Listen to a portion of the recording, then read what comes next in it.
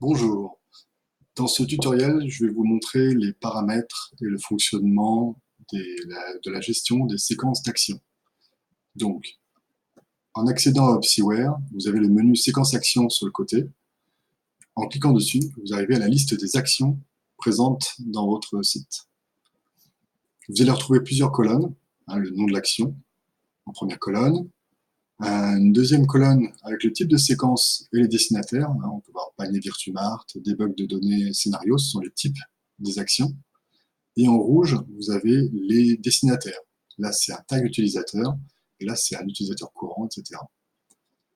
Vous allez retrouver une colonne suivante avec les scénarios où sont utilisées les actions en particulier. Donc là, vous voyez que le premier, il y a un scénario qui utilise le chargement panier. Et là, par contre, vous avez 5 scénarios qui utilisent le debug données partagées. Donc effectivement, en cliquant dessus, vous allez avoir une modale qui va vous afficher les 5 scénarios qui utilisent cette action de debug. Et donc en vert, vous avez les scénarios qui sont publiés, donc qui sont actifs. Et en orange, vous avez des scénarios qui sont, eux, dépubliés. Et en cliquant dessus, vous pouvez accéder directement au scénario en question pour l'éditer et le gérer. Vous retrouvez aussi, alors juste dans cette colonne utiliser temps, vous pouvez retrouver une information de temps, ici, 5 minutes.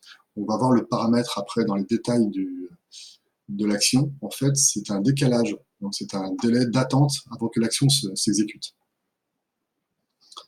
Vous allez retrouver une colonne statut pour donner l'état publié ou non publié de l'action. Une colonne date standard, langue standard, avec qui contient aussi l'information de savoir si l'action va être inscrite en log ou pas. Et vous retrouvez une colonne exécution, comme les observateurs, qui va vous donner un numéro en fait, du nombre d'exécutions faites pour telle ou telle action. Et enfin, une dernière colonne ID qui correspond à l'ID unique, le numéro unique qui permet de définir une action. Dans cet écran, vous allez retrouver aussi des outils de recherche avec des filtres.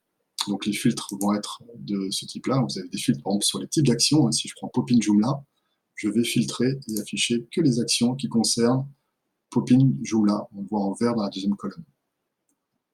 Vous allez pouvoir aussi filtrer les états. Est-ce que je veux que les publier, par exemple? Donc là, elles sont toutes publiées de toute façon. Je vais pouvoir sélectionner un type de délai. Justement, donc c'était par rapport au temps qu'on affichait tout à l'heure, c'est de préciser si je veux voir les actions qui sont en délai en minutes, en heures, etc. Donc je peux filtrer pour retrouver ces actions-là. Sélectionner un état en log. Est-ce que je veux les logs, les états, les actions qui s'écrivent en log oui ou en log désactivé, donc qui n'écrivent pas en log. Donc si je prends log activé, je vais avoir toutes les actions qui sont déjà en vert ici. Et après, je peux sélectionner aussi le langue pour filtrer et ne trouver que celles qui m'intéressent. Donc voilà, ça c'est pour les filtres. Vous allez retrouver aussi une zone de recherche qui va permettre de rechercher à la fois dans le nom de l'action, dans la note qui se trouve sous le nom de l'action, par exemple ici, et de retrouver aussi par rapport à l'ID. Donc si je prends par exemple pour la note, je vais trouver par exemple si je prends le mot exemple, voilà, il va me retrouver en fait qu'il y a une action qui contient le nom, la note avec le mot exemple. Si je prends article par exemple, il va essayer de me retrouver en fait toutes les actions voilà, qui contiennent le mot article. Voilà. Et donc pour l'ID, si je prends l'ID, par exemple, je vois que là il y en a une qui s'appelle l'ID 10. Si je prends ici et que je mets ID 2.10, je vais pouvoir accéder directement à l'action qui a l'ID numéro 10. Donc voilà pour l'écran de liste des actions. Et donc après, si je rentre dans le détail d'une action, je vais me retrouver avec un formulaire de ce type, avec le libellé de l'action pour la nommer, un champ de sélection pour dire quel est le type de la séquence d'action qui m'intéresse. Donc je peux cliquer sur le mot sélection, sur le bouton sélection pour afficher la modale de sélection. On va retrouver effectivement différents thèmes avec différents plugins d'action possibles. Donc en choisissant de cliquer en cliquant sur le bouton choisir, je vais pouvoir dire je choisis et je charge le formulaire, les paramètres de cette action.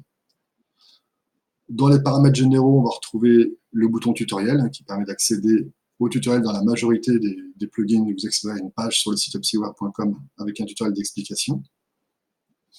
Et voilà, vous allez retrouver aussi les applications concernées. C'est un paramètre qu'on retrouve classiquement dans toutes les actions, hein, site, administration, les deux, pour savoir dans quel cadre, dans quel contexte l'action va-t-elle s'exécuter. Elle s'exécute dans les deux sites, ou juste en administration, ou juste sur le site. Donc ça dépend de où la personne est en train de naviguer. Vous allez retrouver aussi dans les paramètres généraux le destinataire. Hein, donc pour les actions, on appelle ça un destinataire. C'est donc la personne qui va être ciblée par l'action en cours. Donc, avec une liste qui peut varier selon les plugins d'action. Hein, ils n'ont pas forcément tous les mêmes paramètres. Et enfin, pour finir, sur la colonne de droite, vous allez trouver tous les paramètres généraux aux actions. Donc, est-ce que je dois enregistrer ou pas, comme quoi l'action s'est exécutée? Est-ce que je dois enregistrer en log ou pas? Donc, oui ou non. J'ai un paramètre que je ne trouverai pas dans les observateurs, qui est pour les actions uniquement, qui est un décalage d'exécution. Donc, c'est de dire en fait que lorsque j'ai un scénario qui s'exécute avec peut-être plusieurs actions, j'ai peut-être envie à un moment de faire une pause et d'attendre quelques minutes, quelques heures, quelques semaines. Parce qu'on voit qu'on peut attendre un certain nombre. Hein. Je peux attendre 20 semaines avant d'exécuter peut-être une relance dans le cadre du scénario. Donc tout ça sera temporisé en file d'attente et sera exécuté en temps voulu. Voilà. Je retrouve aussi l'état publié, non publié, etc. Pour l'action, en sachant que si dans un scénario, vous avez une action qui est non publiée, alors en fait le scénario va s'exécuter comme il faut, les actions vont s'exécuter, mais pas celles qui sont non publiées. Donc faites bien attention à ce paramètre-là. Et on retrouve, comme pour les observateurs, les champs facultatifs, hein, à savoir une note d'information, pour compléter un peu les informations de l'action, et aussi savoir est-ce qu'on veut attacher cette séquence à une langue en particulier ou à toutes les langues. Voilà. Donc le scénario, ce tutoriel sur les séquences d'action est terminé. Je vous remercie.